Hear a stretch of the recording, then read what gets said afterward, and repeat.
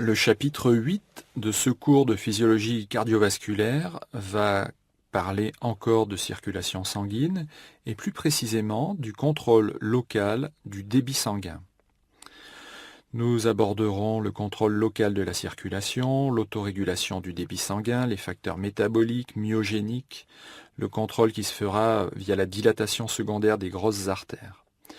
Ensuite, nous aborderons, comme pour la pression artérielle, des contrôles nerveux et humoraux et traiteront des agents vasoconstricteurs et vasodilatateurs.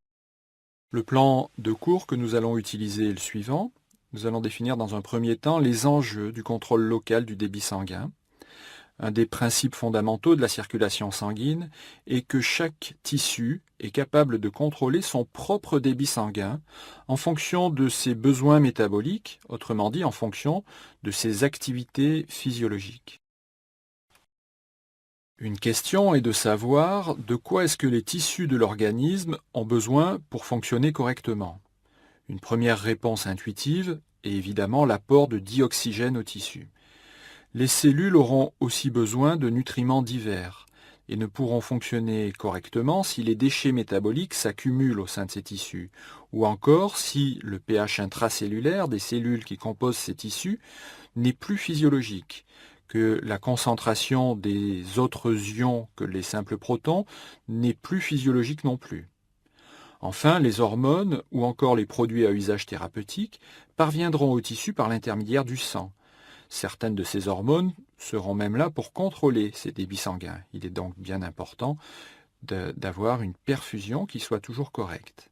À ceci, il convient d'ajouter que certains tissus auront des besoins particuliers. Par exemple, la peau intervient dans le contrôle de la température centrale par le biais de modifications du débit sanguin cutané. Nous reviendrons sur ces cas particuliers. On considère que plus le métabolisme d'un organe est important et plus son débit sanguin est grand.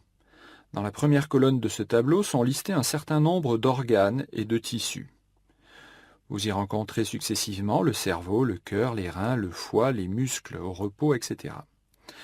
La colonne suivante indique quel est au repos le pourcentage du débit cardiaque qui va être attribué à chacun de ces organes et tissus.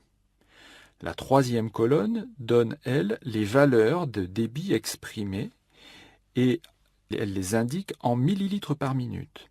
Enfin, la dernière colonne rapporte ces valeurs de débit pour 100 grammes de tissu afin de pouvoir les comparer entre eux en s'affranchissant ainsi des différences de masse de ces organes.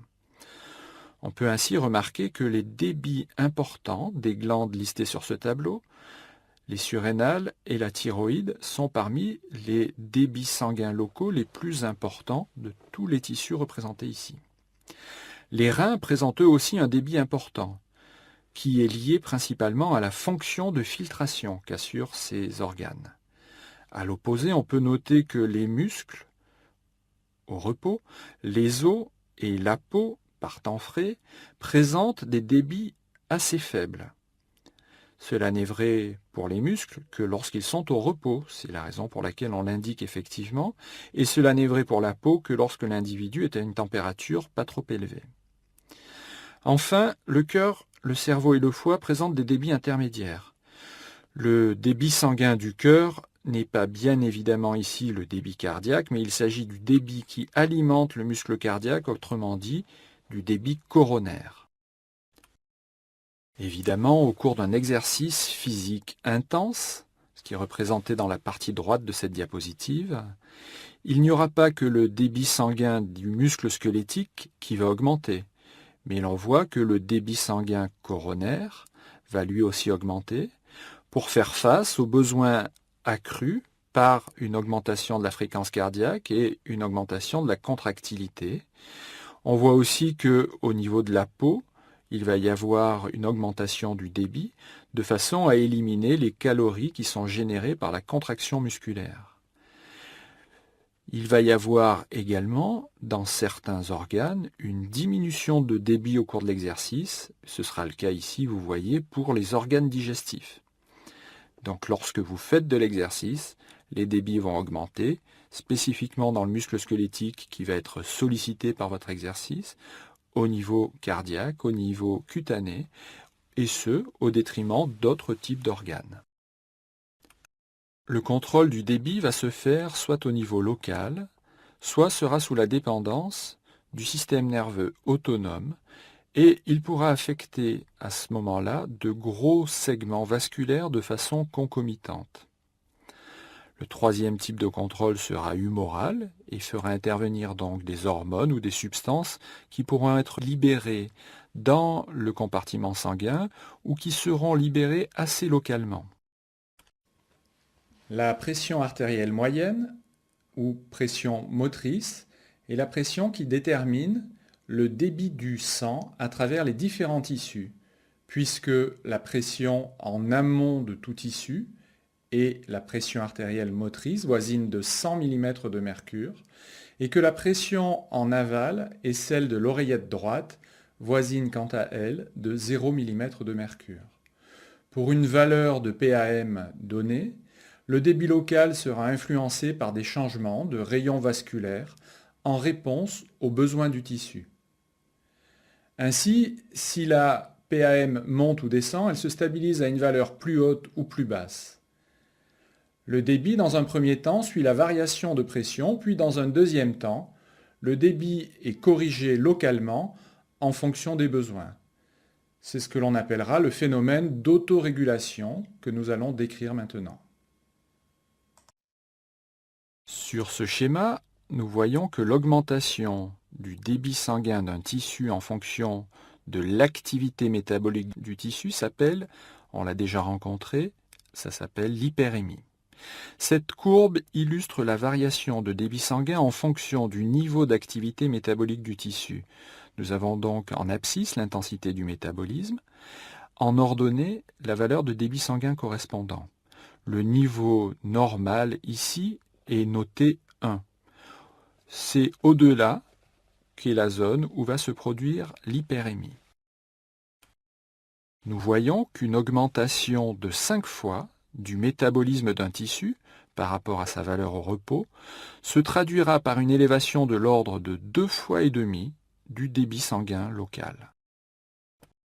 Cette élévation de débit est due à une dilatation des artérioles et des métartérioles et à une ouverture des sphincters précapillaires. La dilatation des artérioles et des métartérioles se traduit par l'élévation du débit sanguin.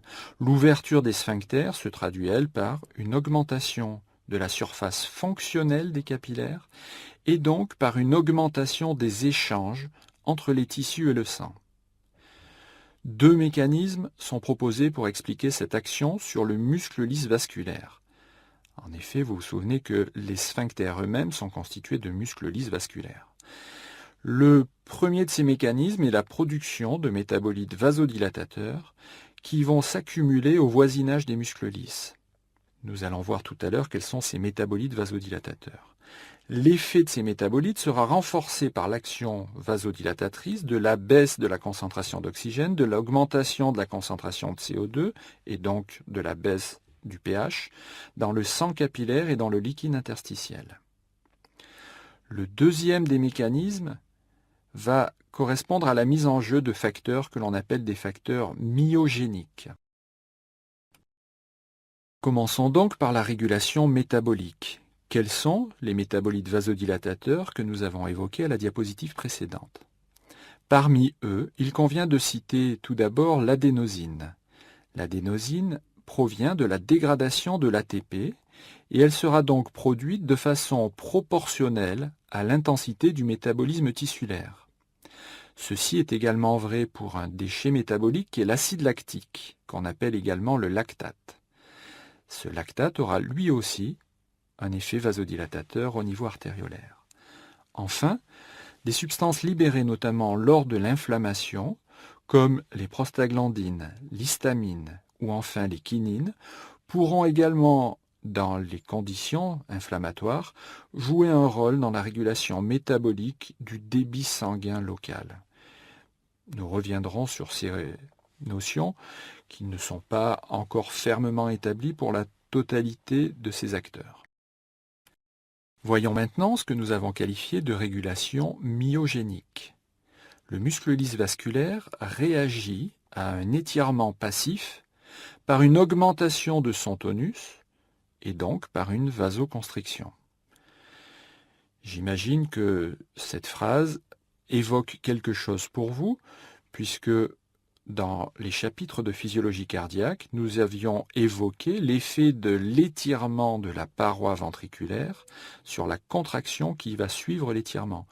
C'était bien évidemment la loi de Frank Starling. Eh bien, on voit ici que cette notion n'est pas vraie que pour le muscle cardiaque. Je vous avais dit qu'elle était vraie également pour le muscle squelettique, et on voit que dans une certaine mesure, elle est vraie aussi pour le muscle lisse. Un étirement s'accompagnera d'une augmentation du tonus vasculaire. En effet, ce muscle possède un tonus de base, et ce tonus de base provient du fait que certaines cellules ont un potentiel membranaire qui oscille, et ces cellules peuvent se dépolariser. On parlera de pacemakers locaux qui vont induire ainsi des contractions spontanées au niveau vasculaire. L'hypothèse myogénique veut que la fréquence de décharge de ces cellules pacemakers varie avec la pression sanguine, avec la pression de la circulation, et donc avec l'étirement de la paroi vasculaire. Ce mécanisme permet donc également de maintenir le débit d'un organe à un degré relativement constant, et ce malgré les variations physiologiques de la pression artérielle. Les facteurs métaboliques et myogéniques vont déterminer la réponse autorégulatrice d'un tissu. À la suite d'un blocage temporaire de la perfusion d'un tissu, il va se produire une augmentation de son débit sanguin dont l'intensité dépendra de la durée du blocage. C'est ce que l'on appelle ici l'hyperémie passive que nous avions déjà évoquée. Cette figure illustre ce phénomène enregistré à la suite de la mise en place d'un garrot sur le membre inférieur d'un individu, de façon à provoquer des occlusions fémorales successives de durée de plus en plus longue. Nous avons en effet resserré 3 fois consécutivement le garrot. La pression fémorale au-delà du garrot, ainsi que les débits sanguins relatifs dans le membre inférieur sont mesurés en parallèle.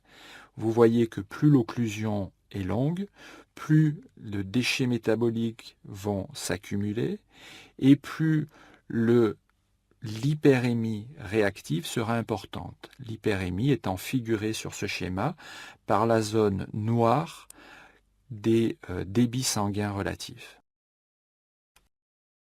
L'augmentation du débit de la microcirculation dans les artérioles et métartérioles, produite par les contrôles métaboliques et myogéniques, entraîne une augmentation des forces de cisaillement au niveau de l'endothélium artériel. Les forces de cisaillement correspondent au frottement imprimé par le passage du sang, et notamment par les éléments figurés sanguins, contre les cellules endothéliales. En réponse, les cellules endothéliales vont produire un facteur relaxant qui a été baptisé initialement EDRF pour facteur relaxant dérivé de l'endothélium. Vous constaterez qu'il y a une inversion effectivement, puisque le F vient en fin et en français on va parler de facteur relaxant, parce que bien évidemment EDRF provient en fait d'un terme anglo-saxon. Ce facteur EDRF a été identifié aujourd'hui et on sait que c'est un gaz, le monoxyde d'azote, que l'on va noter NO.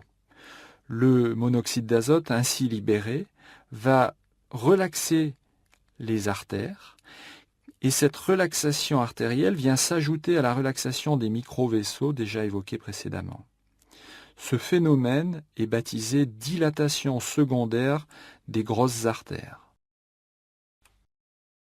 Le muscle lisse des artérioles est innervé par le système nerveux sympathique. Cette innervation est le support du contrôle nerveux du débit sanguin. En effet, une modification du tonus sympathique, du tonus du système nerveux sympathique, pourra donc influencer le débit de certains organes par l'effet vasoconstricteur de la noradrénaline via des récepteurs adrénergiques, plus spécifiquement récepteurs que l'on a nommés les récepteurs alpha-1 adrénergiques. À travers ces récepteurs, la noradrénaline va produire une augmentation de la contraction du muscle lisse vasculaire en favorisant l'entrée de calcium dans la cellule musculaire. Le contrôle nerveux a la particularité d'affecter simultanément de gros tronçons de la circulation. Son importance dépend de la richesse de l'innervation sympathique qui varie d'un organe à un autre.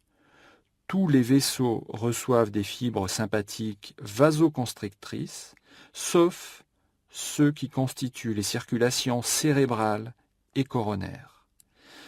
Ceci aura pour effet de protéger ces organes en cas de décharge massive du système nerveux sympathique, en cas de surstimulation du système nerveux sympathique. À l'opposé, les vaisseaux du territoire cutané sont les plus innervés, d'où une importante vasoconstriction cutanée lors d'une stimulation sympathique intense. C'est notamment ce qui explique la pâleur que l'on peut enregistrer chez quelqu'un qui aura vécu une grande frayeur. Plusieurs substances chimiques et plusieurs hormones peuvent agir localement ou à distance et posséder donc des effets vasomoteurs, effets qui seront soit vasoconstricteurs, soit vasodilatateurs. Ils seront à la base des mécanismes du contrôle humoral du débit sanguin. Parmi les agents vasoconstricteurs, il faut citer à nouveau la noradrénaline et l'adrénaline produites par les médullosurrénales. Nous avions évoqué leur rôle dans le contrôle de la pression artérielle et nous les retrouvons dans le contrôle du débit sanguin local. De la même façon, l'angiotensine 2, dont l'effet vasoconstricteur au niveau artériolaire est très puissant, est retrouvé ici. Et enfin, la vasopressine, que l'on appelle également hormone antidiurétique. Cette hormone antidiurétique est produite par l'hypothalamus et elle sera libérée par l'hypophyse. Ce serait l'agent vasoconstricteur le plus puissant de l'organisme, ou pour le moins un des plus puissants, parce qu'à chaque nouvelle découverte d'un agent vasoconstricteur, les auteurs prétendent qu'il s'agit du plus puissant. Cette hormone, cette vasopressine, est assez peu sécrétée en conditions normales, et en réalité son rôle dans le contrôle physiologique du débit sanguin est encore relativement mal connu. Pourtant, dans certaines conditions, et notamment en cas d'hémorragie, situation que nous avons évoquée à la fin du chapitre précédent, la vasopressine pourrait être libérée en quantité importante. Il est évident que le terme d'hormone antidiurétique vient du fait que, en plus de son effet vasculaire, cette hormone agira sur les tubules rénaux pour empêcher la formation d'urine. C'est la raison pour laquelle elle vous a été enseignée dans le cours de physiologie rénale. Enfin, nous pouvons citer aussi la sérotonine, qui est contenue par les plaquettes sanguines. Cette sérotonine pourra, lors d'une blessure, d'une coupure, favoriser l'arrêt de l'écoulement par ses propriétés vasoconstrictrices. Là aussi, c'est un mécanisme qui ne prendra effet que dans des conditions extra-physiologiques, donc dans un contexte de traumatologie. À l'opposé, des agents vasodilatateurs pourront également intervenir dans le contrôle du débit sanguin local. Ce sont les substances évoquées à la diapositive numéro 11, libérées au cours de l'inflammation. Elles pourront agir localement, comme nous l'avons évoqué alors, ou bien, selon la quantité produite, elles pourront agir de façon beaucoup plus massive. Nous retrouvons donc un peptide de la famille des kinines, la bradykinine, dont le rôle dans le développement des œdèmes est majeur. Notez ici que le préfixe brady peut évoquer faussement pour vous le terme de bradycardie. Il est utilisé dans le terme bradykinine parce que cette hormone a été décrite initialement pour sa capacité à entraîner une contraction lente de l'intestin. Son action vasomotrice s'est révélée secondairement beaucoup plus marquée, et c'est surtout cette action physiologique que nous retiendrons. L'histamine, pour sa part, est un peptide produit par, ou en tout cas libéré par les mastocytes et les basophiles lors de phénomènes inflammatoires ou allergiques. Elle aura une action similaire à celle de la bradykinine. Si vous souffrez vous-même d'allergie, vous avez probablement été traité par des médicaments que l'on appelle des médicaments antihistaminiques. Les prostaglandines, enfin, sont produites par tous les tissus de l'organisme à partir d'un même dérivé qui provient des phospholipides membranaires que l'on appelle l'acide arachidonique. C'est une famille de composés qui présentent de multiples effets physiologiques, parmi lesquels des effets vasoconstricteurs, mais pour les plus nombreux d'entre eux, des effets vasodilatateurs. C'est la raison pour laquelle nous avons indiqué les prostaglandines dans cette liste des agents vasodilatateurs. Il faut toutefois bien reconnaître que leur participation au contrôle du débit sanguin local est encore assez mal connue.